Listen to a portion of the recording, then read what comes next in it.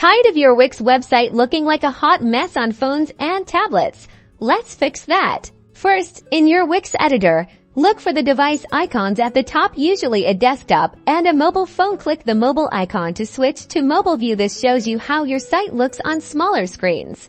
Now, this is crucial. Anything you change in mobile view will not affect the desktop version, so don't worry about messing things up.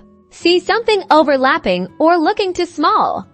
Click and drag to reposition elements. Use the handles to resize them. Make sure everything is readable and fits neatly within the screen. Sometimes certain elements just don't work on mobile. Select the element and then select the option to hide element.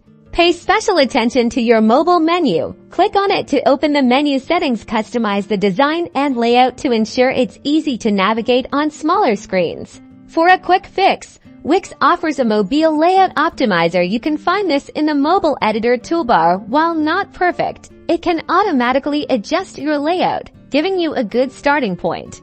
Once you are done optimizing, switch back to desktop view to make edits as desired, all the while knowing the changes you made on mobile view will not affect it. With a little tweaking, your Wix website can look amazing on every device, making sure your visitors have a great experience, no matter how they browse.